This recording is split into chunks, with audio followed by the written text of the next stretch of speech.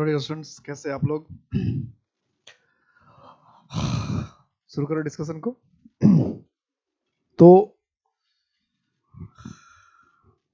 अभी जो हम लोग सीरीज चला रहे हैं वोकैब के, इस वोकैब के सीरीज में हम लोग इडियम्स को डिस्कस कर रहे हैं। और इडियम के लिए मैंने आपको सबसे पहले कहा था, क्लास शुरू करने से पहले सबको नमस्कार, जय हिंद, कैसे हैं आप लोग? तो राम राम, गुड इवनिंग, सब कुछ। सबसे पहले बात ये हुई थी, सबसे इम्पोर्टेंट बात ये हुई थी कि इडियम जो है जैसा वर्ड होता है वैसा मीनिंग नहीं होता। इस बात को हमेशा दिमाग में बिठा लेना कि जैसा वर्ड होता है वैसा ही मीनिंग नहीं होता। इडियम में वर्ड कुछ और होता है, मीनिंग कुछ और होता है। इडियम में हमेशा ऐसा होता है, वर्ड कुछ और मीनिंग कुछ और। जैसा वर्ड लिख रखा है वैसा ही मीनिंग कभी इडियम में नहीं होता है। जैसा वर्ड लिख रखा है वैसा ही सोचेगा मीनिंग होगा। तो ऐसा जनरली इडियम में ऐसा नहीं होता, वर्ड कुछ और मीनिंग कुछ। और जनरली ऐसा ही होता है, वर्ड कुछ और मीनिंग कुछ और होता है। इस बात को हमेशा ध्यान रखना, तभी ईडीएम। नहीं तो ईडीएम कहने का कोई सेंस ही नहीं बनेगा। आज बहुत ही मजेदार जबरदस्त ईडीएम हम लोग करने जा रहे हैं। Close save, close save, close save, close save. तो शेविंग का मतलब तो सेव करना, तो क्लोज सेव कर लिया गया। तो narrow scope from danger, stable, लड़खड़ा डगमगाना, पराली वगैरह जो आपने सुनता वो भी होता है। वेरी शॉर्ट हेयर, छोटे छोटे बाल, हेयरलेस स्किन, ऐसे स्किन में हेयर ना हो, ठीक है। तो क्लोज सेव का क्या मतलब? तो क्लोज सेव का मतलब हिंदी में होता है बाल बाल बचना, ठीक है। क्लोज सेव, इसके लिए एक दूसरा वर्ड भी होता है, नैरो स्केप। नैरो स्केप ये भी होता है। बाल बाल बचना का मतलब ये नहीं गंजा होने से बच जाना। बाल बाल बचना या रत्ती भर जरा सा के बचना, नैरो स्केप, बाल बाल बचना। हिंदी में बार बार बचना, एकदम ऐसा होना कि दुर्घटना होते होते बच जाए, दुर्घटना होते होते बच जाए, उसको हम क्या कहते हैं? Close save. इसका एक अपोजिट भी होता है, वो भी ध्यान रखना। एक होता है नैरो मिस, वो भी इडियम होता है, वो भी आएगा कहीं ना कहीं। एक होता है नैरो मिस। नैरो मिस का इसका मतलब जस्ट अपोजिट होता है। इसे क्लोज सेव का मतलब क्या होता है कि दुर्घटना होते होते बच जाना, मतलब एकदम खूब लग रहा था हो ही जाएगा, हो ही जाएगा, हो ही जाएगा, हो ही जाएगा, लेकिन बच गया। लग रहा है कि हो ही जाएगा, हो ही जाएगा, हो ही जाएगा, लेकिन दुर्घटना बच गया। इसको हम लोग कहते हैं क्लोज सेव। एक होता है नियर मिस, कि लगा हम बचा लेंगे, बचा लेंगे, बचा लेंगे, बचा ही लेंगे, बचा ही लेंगे, लेकिन दुर्घटना घट गई। यानी बचाते बचाते दुर्घटना घट ही गई। खूब बचाने की कोशिश किया, खूब अपने तरफ से प्रयास किया कि दुर्घटना ना घटे, खूब प्रयास किया, लेकिन उसके बाद भी दुर्घटना घट गई, उसके बाद भी दुर्घटना घट गई। तो इसको हम लोग नैरो मिस कहते हैं। यानी बचाने के बावजूद भी दुर्घटना घट गई, इसको नैरो मिस कहते हैं। और क्लोज सेव क्या है कि खूब लगा कि दुर्घटना घट जाएगी, हो जाएगा, होने की बहुत संभावना थी लेकिन नहीं हुआ। होने की, दुर्घटना होने की बहुत संभावना थी लेकिन दुर्घटना नहीं घटी, बच के निकल गए, ये क्लोज सेव है। और बहुत बचाने की कोशिश की फिर भी बचा नहीं पाए, दुर्घटना घट गई, तो इसको नियर मिस कहते हैं।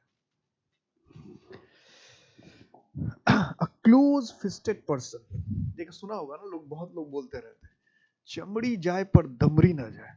हाथ का बड़ा सख्त है, मुट्ठी को बांधे रखता है, मुट्ठी को बांध कर रखना, मतलब मुट्ठी को, ऐसे शादी वादी होता है ना, तो उसमें सास होती है अपनी बहू के, तो बेटी जरा मुट्ठी बांध के काम करना, मुट्ठी बांधे रखना। तो क्लोज फिस्टेड, फिस्ट ये हुआ, इसको बांध करके रखना, क्लोज फिस्टेड। तो मुट्ठी बांध के रखना, इसका क्या मतलब? टिप देती है बूढ़े बूढ़े बुजुर्ग लोग जो होते हैं, घर के लोग।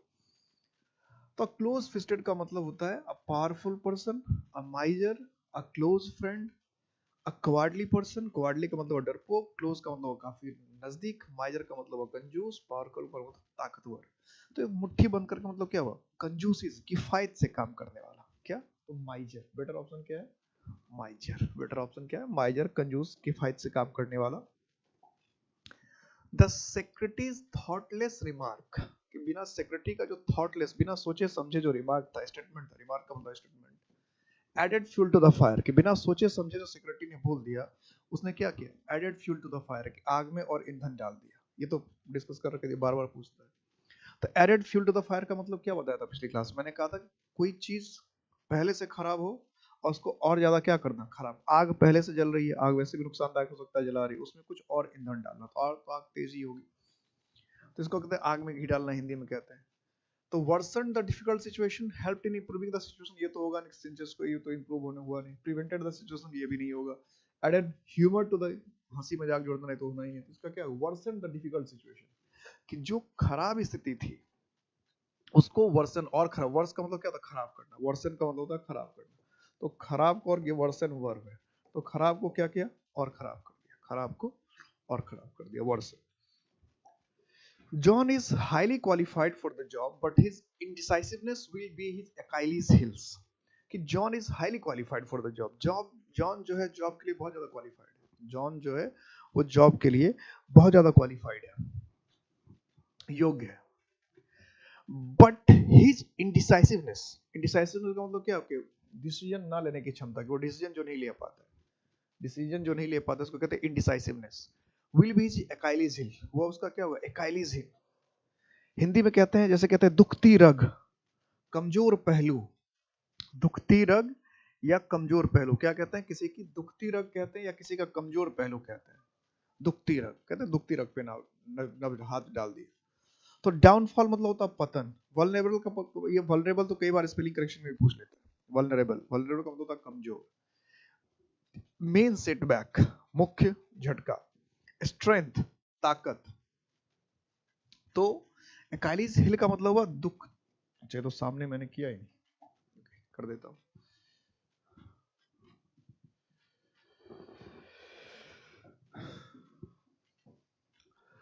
तो दुखती रग, कमजोर पक्ष किसी का, तो वनरेबल का मतलब हुआ कमजोर, ठीक है, कमजोर, और पॉइंट का मतलब पक्ष, बिंदु किसी का, कमजोर बिंदु, तो वल्नेरेबल पॉइंट, कमजोर पक्ष, कमजोर पॉइंट, तो 4 का है बी, 4 का है B.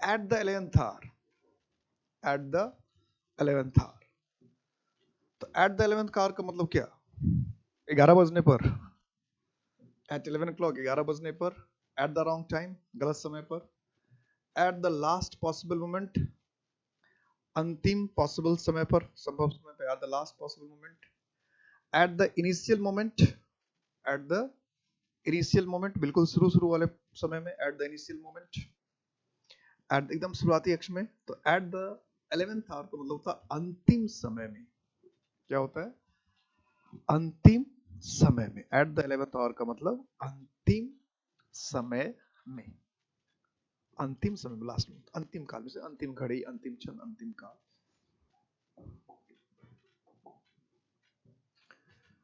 We consider the 14th of February, कि हम लोग मानते हैं 14th of February a red letter day, 14th February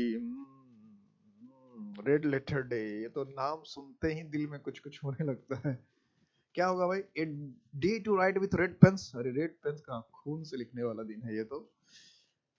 A day marked in red, लाल लाल कपड़े पहन के घूमने का दिन, और डे टू राइट लेटर्स, चिट्ठी लिखने का दिन, एन इम्पोर्टेंट डे, महत्वपूर्ण दिन, एन इम्पोर्टेंट डे, तो क्या है, red letter day means an important day, महत्वपूर्ण दिन, महत्वपूर्ण दिन, क्या होगा, महत्वपूर्ण दिन, एन इम्पोर्टेंट दिन, जरूरी दिन, आवश्यक दिन, जरूरी दिन है ना, होना चाहिए, बिना इसके तो फिर जीवन में कुछ बचेगा ही नहीं। हालांकि इसके बिना जो जीवन में बचता है, जीवन वही है, लेकिन ये हमें समझ में नहीं आती है बात, ये समझ में आ गया तो महात्मा बुद्ध हो जाएंगे। ये जीवन का बहुत छोटा सा पार्ट है, ये इसके बिना जो जीवन है वो बहुत ज्यादा इंटरेस्टिंग है। लेकिन हम समझ नहीं पाते, हमारा नाम है इसके बिना भी कोई जीवन है, ऐसा नहीं, वो इससे जाने दीजिए।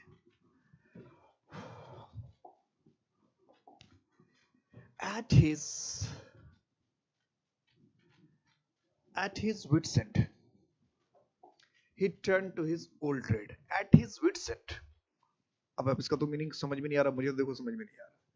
He turned to his old trade, अपना पुराना जो उसका ट्रेड था, पुराना जो काम था उस पे वापस आ गया, उसका जो पुराना काम था उस पे वापस, at his wit's end he turned to his old trade, जो पुराना काम था उस पे वो वापस हो गया। क्या होगा? After careful thinking, not knowing what to do, not knowing what to do, overjoyed, बहुत ज्यादा खुश होकर, कॉन्फिडेंटली, विश्वास से, कॉन्फिडेंटली, विश्वास से, क्या करे? At his wits and, he turn to his old trade, कि अपने पुराने व्यापार पे चला गया, पुराने ट्रेड पे चला गया, क्या करे? At his wits and, he turn to his old trade, क्या करे?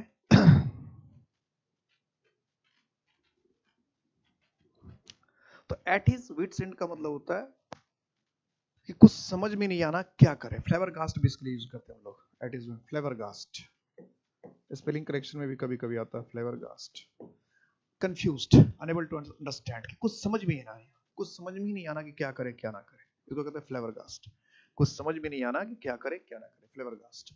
That is wits and he turn to his old trade, कि मतलब जब उसको कुछ समझ में नहीं आया कि क्या करे, तो अपना जो पुराना काम था, जैसे अमिताभ के साथ भी ऐसा हुआ था, अमिताभ के साथ बहुत अच्छी कहानी, अमिताभ की भी, 60 साल में कोई अगर जीरो हो जाए, 60 साल में अगर कोई जीरो हो जाए, करोड़ों कमा के खाकपति हो जाए, घर नीलाम रखना पड़े, और उसके बाद फिर करोड़पति हो जाए 5 साल 10 साल में, क्या हिस्ट्री है अमिताभ की, गजब, मतलब हम सोच नहीं सकता कि 60 साल की उम्र में जब बेटे बहू सब, उस समय बेटा एक्टर, बहू जो मिस यूनिवर्स, और उसके बाद घर की नीलामी, घर गिरवी रखना पड़ जाए, और फिर मेहनत, जज्बा, और फिर अगले 10 साल में फिर वही रुतबा, फिर उतने ही पैसे, क्या बात है, मेहनत मेहनत मेहनत, वही जो हार नहीं माना, और जिसको पता है कि हम कर सकते हैं, काम से कुछ होता, फिर वो अपना पुराने काम पे आया, एक्टिंग।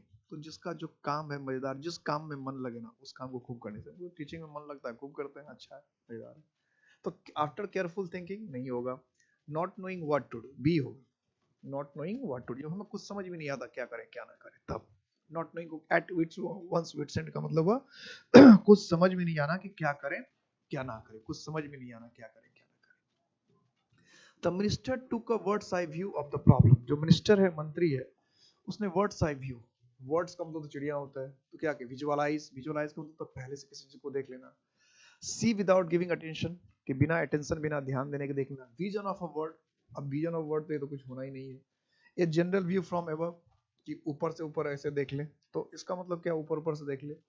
तो words eye view of the problem का मतलब क्या था, सी विदाउट गिविंग अटेंशन, कि बिना ध्यान दिए किसी चीज को देखना है, इसको कहते हैं वर्ड्स आई व्यू। सर एक सरसरी निगाह से देख लेना, सरसरी निगाह से देख लेना, सरसरी निगाह से देखने का मतलब क्या है कि बिना किसी बात पर ध्यान देने एक नजर देख लेना, इसको कहते हैं सरसरी निगाह से देख लेना, सरसरी निगाह से, मतलब बिना कोई ध्यान दिए देखना, ज्यादा ध्यान दिए देखना, बिना ध्यान दिए देखना।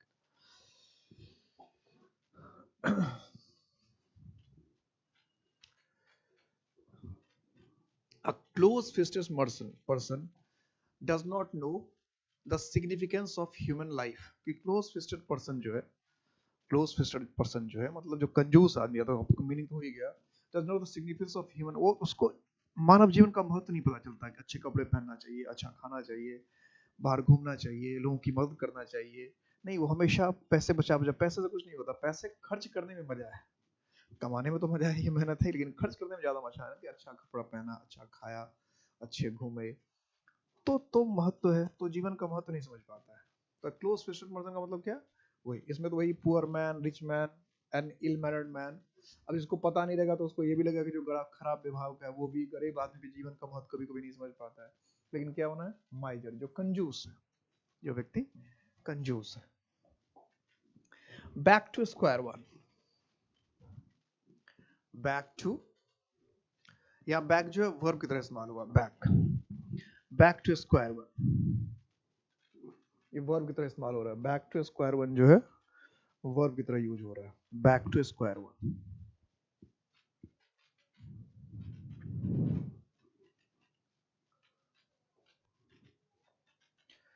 To able to count, count कर पाना, to complete a game, game को पूरा करना, टू स्टार्ट अगेन, फिर से शुरू करना, to replay a game of chess, chess के गेम को क्या करना, रिप्ले करना, फिर से खेलना, रिप्ले गेम ऑफ चेस।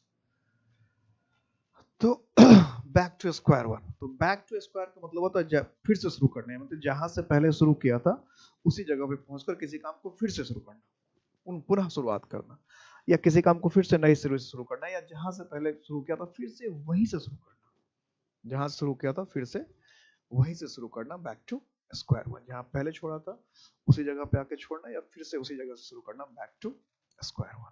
ठीक, back to square one, back to square one. Clear है? Back to square one. तो स्टार्ट अगेन क्या हो जाएगा? स्टार्ट अगेन, फिर से शुरू करना, back to square again, start again, फिर से शुरू करना, बैक टू स्क्वायर वन।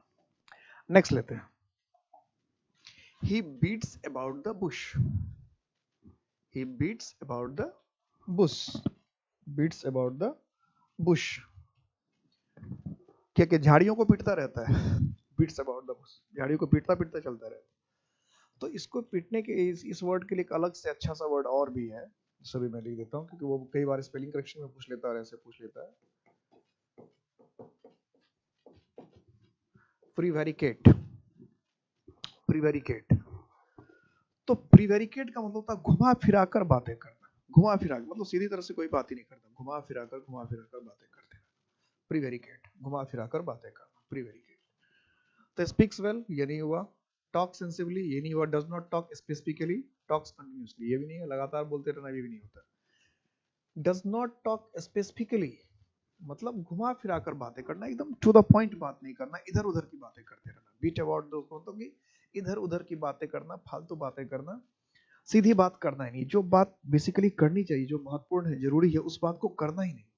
घुमा फिरा कर बात, हिंदी में कहते हैं घुमा फिरा कर बातें करना, घुमा फिरा कर बातें करना, अनावश्यक बातें करना, किसी चीज पर टू द पॉइंट एकदम पर्टिकुलरली बात नहीं करना, घुमाते फिराते रहना, यानी मुख्य मुद्दे पर आना ही नहीं, इधर उधर की बातें करते रहना, मुख्य मुद्दे पर आना नहीं, इधर उधर की बातें करते रहना, इसको कहते हैं बीट अबाउट द बुश। ठीक है, इसको क्या कहते हैं? Beat about the bush. I hope you will be back. You will back me at the meeting. I hope you will back me at the meeting.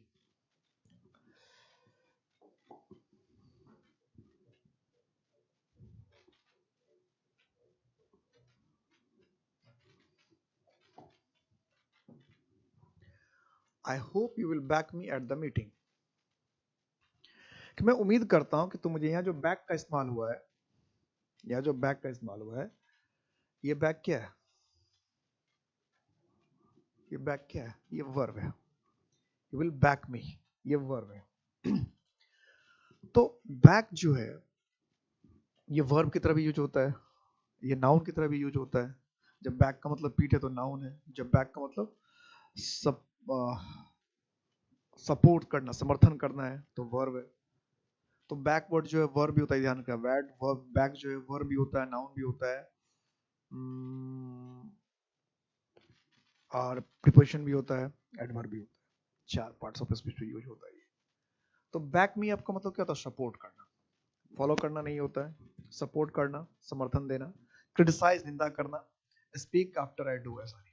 तो क्या होगा? Support, support. बैक का मतलब सपोर्ट कर, back me at the meeting मतलब मेरा support करेगा, समर्थन करेगा, सपोर्ट करेगा। Beside the mark, his observations were beside the mark, his observations were beside the mark। observations का मतलब क्या है? निरीक्षण। तो उसके जो निरीक्षण थे beside the mark। अब beside the mark का मतलब क्या है? criticized मतलब निंदा करना, valid मान्य, excellent बेहतरीन। तो beside the mark का मतलब था away from the target, लक्ष्य से दूर, away from the target। क्या होता है?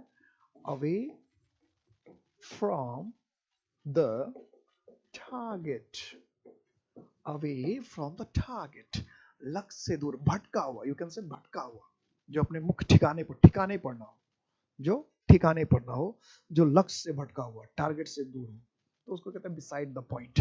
beside the point को फिर irrelevant, irrelevant का मतलब हो गया असंगत, जो तर्क संगत ना हो, जैसा होना चाहिए वैसा ना हो, इसको कहते हैं irrelevant। क्या कहते हैं उसको? irrelevant। Russell Peters really brought the house down with his spectacular performance at the club yesterday। Russell Peters really brought the house down, क्या क्या घर को ही गिरा दिया। विद इज स्पेक्टिकुलर, स्पेक्टिकुलर का मतलब क्या है, शानदार, बेहतरीन परफॉर्मेंस, कारनामा, काम। एट द क्लब, क्लब में यस्टरडे, कल। तो क्या उसने पूरे के पूरे बिल्डिंग को ढा दिया, गिरा दिया। तो brought the house down, brought the house down, इसका मतलब है घर को गिरा देना। ऐसा तो मीनिंग हो ही नहीं सकता है। तो पुल डाउन अ बिल्डिंग, ये तो गया, ये तो हो ही नहीं सकता है। तो अब बिल, अब हाउस है तो बिल भी आ सकता है उसमें, तो यूनानिमसली एक मत से बिल पास कर दिया। अब मीनिंग तो ये भी हो सकता था, डिफेम्ड अ फैमिली, ये भी लग रहा है कि बिल्डिंग गिरा दिया तो फिर परिवार को बदनाम कर दिया। लेकिन होता क्या है, amuse the audience greatly, amuse the audience greatly, कि जो ऑडियंस है उसको बहुत बहुत खुश करना, बहुत प्रसन्न करना, जो श्रोता हो, जो दर्शक हो, उसको बहुत ज्यादा खुश करना, उसको बहुत ज्यादा प्रसन्न करना, ये कहलाता है, ये कहलाता है आपको brought the house down, brought the house down. अपने ऑडियंस को बहुत अच्छे से, बहुत ढंग से प्रभावित करना, मतलब खुश करना, सबको बहुत शानदार प्रदर्शन करना, सबको खुश कर देना। ब्राउट द हाउस डाउन का मतलब सबको खुश कर देना, सबको प्रसन्न कर देना, सबको खूब मजे देना, सबको खूब प्रसन्न करना, सबको आनंदित करना, खूब अच्छे आनंद करना। He broke off in the middle of the story, कि जो कहानी कह रहा था उसके बीच में broke off कर गया, broke off कर गया, इसका मतलब क्या, fainted, क्या बेहोश हो गया, suddenly stopped, अचानक रुक गया, divided his narrative, कि जो बोल रहा था उसको अलग अलग पार्ट में बांटा, took time off, थोड़ा सा समय लिया, रुक गया। तो broke off, ब्रेक ऑफ का जो मीनिंग होता है, ये ब्रेक ऑफ से बना है, फ्रेजल वर्ब है break off, break off basically phrasal verb है, इडियम नहीं है। ब्रेक ऑफ जो है ये फ्रेजल वर्ब है, इसको इडियम नहीं समझना, ये फ्रेजल वर्ब। हालांकि लोग फ्रेजल वर्ब को भी इडियम समझ लेते हैं, इडियम को भी फ्रेजल वर्ब समझ लेते हैं, एक साथ याद कर। फिर तो कभी कभी ऐसा भी कह देंगे कि ये फ्रेजल वर्ब नहीं आता, जबकि फ्रेजल वर्ब को इडियम समझ रहे हैं, ऐसा भी होता है कभी कभी, कई बार ऐसा हो जाता है, ध्यान रखना इस बात। तो ये फ्रेजल वर्ब है, इडियम नहीं है, ठीक है। ब्रेक ऑफ, तो ब्रेक ऑफ का मतलब होता है, एक तो हुआ क्या हुआ, अचानक रुक जाना, ब्रेक ऑफ का मतलब क्या है, अचानक रुक जाना, ठीक है, अचानक रुक जाना। और दूसरा होता है किसी से टूटकर अलग हो जाना, अचानक रुक जाना या किसी से टूटकर अलग होना, या किसी रिश्ते को खत्म, दो तीन मीनिंग होते हैं ब्रेक ऑफ के। रिश्ते खत्म कर लेना, किसी चीज से टूटकर अलग हो जाना, किसी चीज से टूटकर अलग हो जाना, या अचानक रुक जाना। तो क्या हो गया, सडनली स्टॉप्ड, अचानक, एब्रप्टली, सडनली, अचानक से रुक जाना, अचानक से रुक जाना, अचानक से रुक जाना। I can finish the work by myself, कि मैं खुद से ये काम कर सकता हूँ। But she always tries to be a back seat driver, मैं तो अपना काम खुद से कर सकता हूँ, मैं तो अपना काम खुद से कर लेता हूँ। बट लेकिन वो सी ऑलवेज ट्राई, वो हमेशा कोशिश करती to be a back seat driver. तो ये सबसे इंपॉर्टेंट चीज होता है कि दुनिया में, लाइफ में देखिएगा कि हर व्यक्ति जो कि काम नहीं कर रहा होता है, हर व्यक्ति जो काम नहीं कर रहा होता है, वो सजेशन देने का काम तो कर ही रहा होता है। यानी अगर मैं काम कर रहा हूं तो मुझे सजेशन देने वालों की कमी नहीं होगी, काम मैं कर रहा हूं, जो मुझे सिर्फ देख रहे हैं वो बहुत सजेशन देंगे मुझे। आप भी कभी ऐसे ही करते हैं, सामने वाला अगर काम कर रहा हो तो आप सजेशन जरूर देते हैं। सचिन को कैसे बैटिंग करना चाहिए, बॉलिंग करना चाहिए, आप जरूर बता देंगे। विराट कोहली को क्या करना चाहिए, वो आप जरूर बता देंगे। विराट कोहली को नहीं पता है, आपको पता है, हमें पता है कि विराट कोहली को क्या करना है। यही होता है, यही दुनिया का नियम है। तो इस तरह से जो हम किसी को कुछ सलाह देते हैं तो उसको कहते हैं बैक सीट ड्राइवर, यानी ड्राइवर तो ड्राइव कर ही रहा है, पीछे की सीट पर बैठकर ड्राइव वो करने की कोशिश कर रहा है, स्टीयरिंग किसी के और के हाथ में, और ड्राइव करने की कोशिश कोई और कर रहा है, पीछे से सलाह दे रहा है क्या करना चाहिए। तो पर्सन हु मिस जजेज अदर, जो दूसरे के विषय में गलत जज कर लेता है, यानी गलत आकलन कर लेता है। Person who wants to do things by herself, जो व्यक्ति अपना काम खुद करना चाहता है। Person who falsely accuses others, ऐसा व्यक्ति जो दूसरे पर गलत आरोप लगाता है। Person who gives unwanted advice, कि ऐसा व्यक्ति जो अनवांटेड एडवाइस देता है। अनवांटेड एडवाइस का मतलब कि हम चाह नहीं रहे हो और सलाह दे रहा है, बिना मांगे सलाह देने वाला, unwanted advice. Back seat driver का मतलब होगा बिना मांगे सलाह देने, पीछे की सीट पर बैठ के ड्राइव करने की कोशिश करना, कि ड्राइव कोई और कर रहा है, चला कोई और रहा है, और सलाह जो है उसको हम दे रहे हैं, इसको कहते हैं बैक सीट ड्राइवर। ठीक, बिना मांगे सलाह देते रहना, बिना मांगे किसी को बताते रहना। अनवांटेड, बिना मांगे बिना चाहे सलाह देने वाला।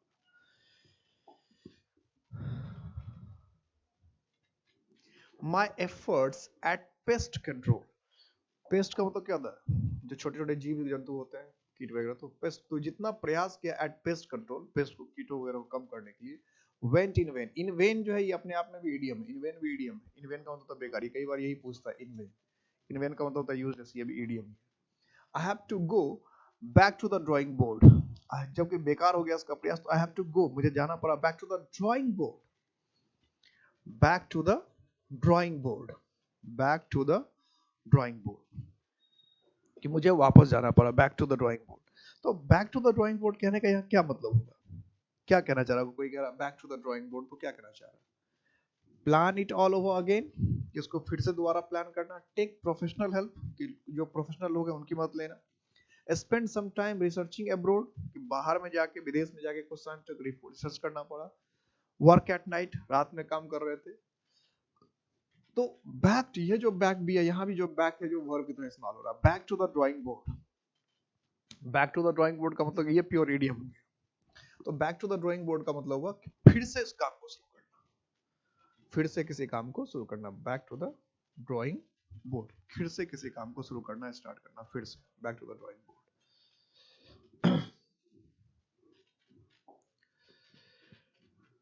You find a black sheep in every community। Community चाहे कोई भी हो, ग्रुप चाहे कोई भी हो, हर कम्युनिटी में, हर ग्रुप में आपको ब्लैक शिप, ब्लैक शिप का मतलब क्या, काली भेड़। तो हर कम्युनिटी में, हर ग्रुप में आपको क्या, एक ब्लैक शिप मिल जाना। हर कम्युनिटी में, हर ग्रुप में आपको एक ब्लैक शिप मिल जाना है। You find a black sheep in every community, every community, you find a black sheep in every community. तो one who does not cooperate, जो कॉपरेट नहीं करता। Person with bad reputation, person जिसका reputation बहुत खराब हो। One who lives the life of shame, जिसको बहुत शर्मिंदगी की लाइफ जी रहा हो। One who is always doing wrong, जो हमेशा गलत करता हो। तो ब्लैक शिप का मतलब क्या कहते हैं? ब्लैक शिप का मतलब होता है बहुत कुल कलंक, इसे हिंदी में कहते हैं कुल कलंक। इसे हिंदी में बहुत बारे भयंकर भयंकर शब्द है, कुल कलंक, कुलांगार, कुलक्षणा, उल्टा, पता नहीं कितने कितने वर्ड्स होते हैं ब्लैक शिप। यानी जो अपने पूरे परिवार को बदनाम कर दे, उसको कहते हैं ब्लैक शिप। जो कुल के नाम पे कलंक हो, अपने कुल, अपने परिवार, अपने समूह, कुल का मतलब उसका परिवार, समूह। तो जो अपने परिवार, अपने समूह के नाम पे कलंक हो, उसको कहते हैं ब्लैक शिप। या जिसने अपने परिवार, अपने समूह को बदनाम कर दिया हो, उसको कहते हैं ब्लैक शिप। तो क्या होगा? तो one who is always doing wrong, ये नहीं है। वन हु लिव्स, जो शर्म की जिंदगी जीता है, वो भी नहीं है। A person with a bad reputation, जिसका रेपुटेशन क्या हो, बहुत खराब हो, जिसकी प्रतिष्ठा बहुत धूमिल हो, खराब हो, वो हुआ जिसने कलंकित कर रखा हो अपने आप को, अपने परिवार को, अपने समूह को, उस कहते हैं ब्लैक शिप। नेक्स्ट है, you have been trying to solve this puzzle, कि आप इस पजल को, इस पहेली को, पजल का मतलब क्या, पहेली को, आप इस पजल को सॉल्व करने की कोशिश कर रहे हैं फॉर अ लॉन्ग टाइम, काफी लंबे समय से। बी केयरफुल, आप इतने सावधान हो, सो दैट यू अवॉइड, ताकि आप बच सकें, barking up the wrong tree, कि जब हम किसी काम को बहुत लंबे समय से प्रयास करते हैं करने का, तो हो सकता है कि हम गलत डायरेक्शन में प्रयास कर रहे हो सकता है हम फ्रस्ट्रेट हो जाए, हो सकता है हम दुखी हो जाए, हो सकता है पगला जाए, कुछ भी हो सकता है। तो bark up the wrong tree का मतलब क्या? Trying to find something at a wrong place, किसी चीज को गलत जगह पे ढूंढने का प्रयास करना। कीप वर्किंग कंस्टेंटली, ये तो शुरू में कह ही दिया, तो इसमें कोई, ये तो बात होने का कोई सेंस ही नहीं है, क्योंकि ये इससे चर्चा कर रखी है शुरू में, ये तो हुआ ही नहीं। क्लाइंबिंग द रॉन्ग ट्री, ऐसा तो कोई मतलब बन ही नहीं सकता, ऐसा वर्ड है वैसा मीनिंग निकाले, ऐसा कुछ हो नहीं सकता है। Trying to solve the problems, ये तो कर ही रहे, ट्राइंग तो लिख रखा है, ये तो है ही नहीं, तो फिर बचा क्या? To trying to find something at a wrong place, किसी जो है मतलब है कहीं और कोशिश कर रहे कहीं और, इसको कहते हैं bark up the wrong tree, कि कोई चीज है कहीं और उसको तलाश कहीं रहे हो, यानी मिलेगा कहीं और प्रयास कर रहे हैं कहीं और, तो गलत जगह पे प्रयास करना, इसको कहते हैं bark up the wrong tree. क्या कहते हैं उसको? Bark up the wrong tree, गलत जगह पे प्रयास करना, गलत जगह पे प्रयास करना, ये कहलाता है bark up the wrong tree. गलत जगह पे, गलत तरीके से, गलत जगह पे प्रयास करना, ठीक है? मतलब मुद्दा कहीं और है, अब प्रयास कहीं और कर रहे हैं, तो ये है bark up the wrong tree. क्या है ये? Bark up the wrong tree, गलत जगह पे प्रयास करना, जहां प्रयास करना चाहिए वहां नहीं, बल्कि उससे अलग कहीं प्रयास करना, ठीक है? जहां प्रयास करना चाहिए वहां नहीं, बल्कि उससे डिफरेंट किसी और अलग जगह पे प्रयास करना क्या कहलाता है? Park up the wrong tree.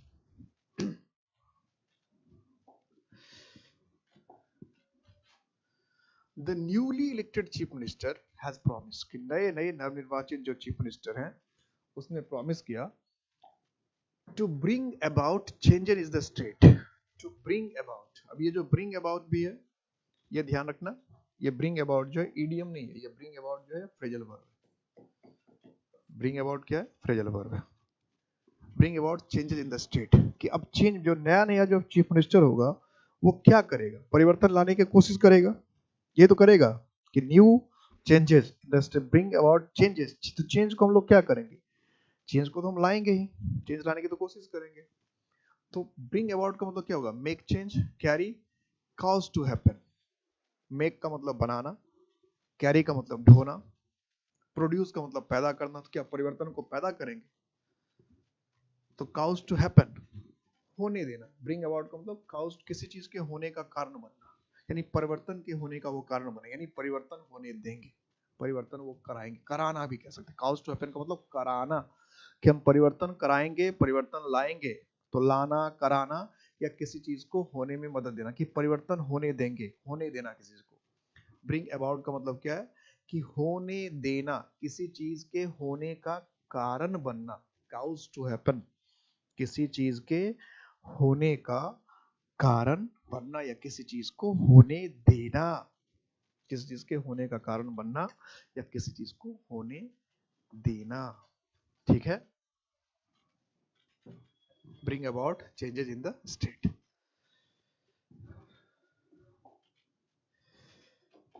He was the prospective champion. He was the prospective champion, but in the competition he was beaten hollow. He was the prospective, prospective का मतलब क्या? संभावित, होने वाला, would be, संभावित, जिसके चांसेस थे होने के, यानी वो संभावित चैंपियन था, वो चैंपियन हो सकता था। जैसे भारत मान ली इस बार वर्ल्ड कप खेलने गया तो चैंपियन की तरह हम देख रहे थे।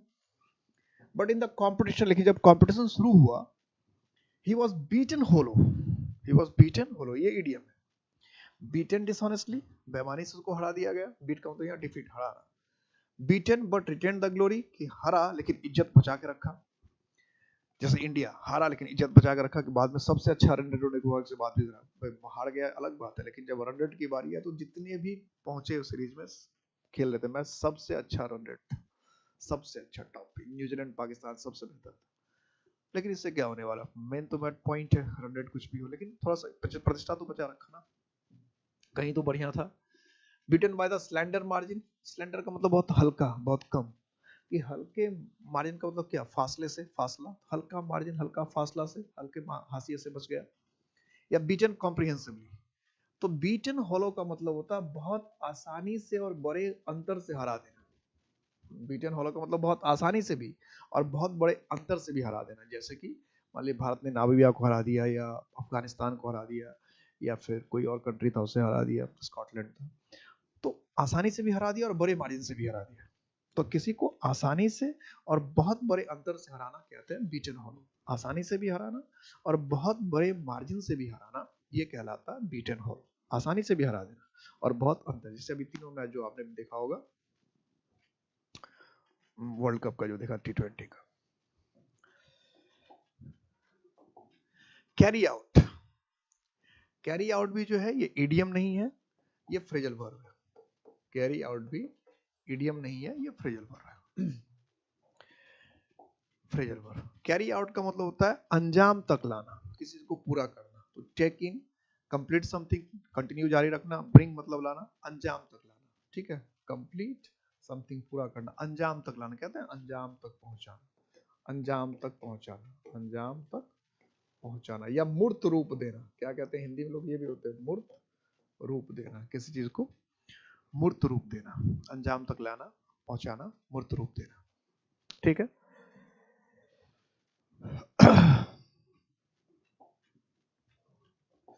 Tripti gave her report quoting chapter and verse.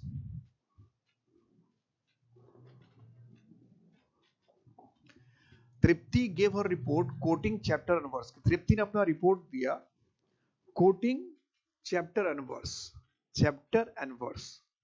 तब रिपोर्ट हम कोई देंगे तो हो सकता है हल्के फुल्के में दे दे, पूरे गहराई में दे, कुछ भी हो सकता है। पर मीनिंग पहले बताना। रिफर टू रिलीजियस बुक्स कि चैप्टर एंड वर्स लिख दिया मतलब क्या, धार्मिक किताब का रेफरेंस दिया। स्पोक लाइक अ प्रीचर, उपदेशक, प्रीचर का मतलब क्या, तो उपदेश देने वाला, तो उपदेशक की तरह बोला। Taught like a teacher, teacher की तरह बोला या बोली। प्रोवाइडेड माइन्यूट, माइन्यूट का मतलब यहाँ पे सूक्ष्म, एकदम छोटी छोटी बातें भी। डिटेल्स का मतलब विवरण, कि छोटी छोटी बातों पर भी काफी ध्यान दिया। माइन्यूट डिटेल्स का मतलब तुम छोटी छोटी बातों पर भी बहुत ज्यादा ध्यान दिया, यानी हर छोटी छोटी बात को, अगर बहुत छोटी छोटी बातों को आपने शामिल किया जिसको कहते हैं माइन्यूट डिटेल्स। तो चैप्टर एंड वर्स का मतलब हो जाएगा डी, प्रोवाइडेड माइन्यूट डिटेल्स, कि छोटी छोटी बातों पर भी पूरा ध्यान दिया, छोटी छोटी बातों पर भी बहुत ध्यान दिया, छोटी छोटी बातों पर पूरा ध्यान दिया। The young people in the hall gave a loud cheer, जितने भी जवान लोग थे हॉल में, gave a loud cheer मतलब बहुत ज्यादा खुशी का आवाज। cheer का मतलब क्या, खुशी बजाना, ताली करना, किसी को खुश करना, प्रसन्न करना, cheer। To the older, जो बूढ़े लोग थे वो, people who were cutting the rug, कि जो बूढ़े लोग थे जो who were cutting, जो रग काट रहे थे क्या, wearing trendy clothes, जो एकदम फैशनेबल कपड़े पहन रहे थे। डांसिंग वाइगरसली, पूरे जोश से, जब थे बूढ़े लेकिन पूरे जोश से नाच रहे थे। कटिंग द कारपेट, जो कारपेट को काट रहे थे धीरे धीरे धीरे धीरे, ऐसा होगा क्या। सिटिंग कामली, जो चुपचाप बैठे थे, तो जो चुपचाप बैठे थे उनको उनकी तारीफ करना, बूढ़े लोग, और तारीफ तो कुछ बात बने। तो cut the rug, cut the rug का मतलब था पूरे उत्साह से, पूरे जोश से। वाइगर्स, वाइगर्स का मतलब ताकत, विगोरस भी कहते हैं, विगोर विगर भी कहते हैं इसको, विगरसली, कि काफी ताकत से, काफी उत्साह से, काफी जोश से नाचना, काफी उत्साह से, काफी जोश से, काफी ताकत से नाचना, इसको क्या कहते हैं, डांस विगोरसली। काफी ताकत से, काफी जोश से नाचना, तो डांस विगोरसली।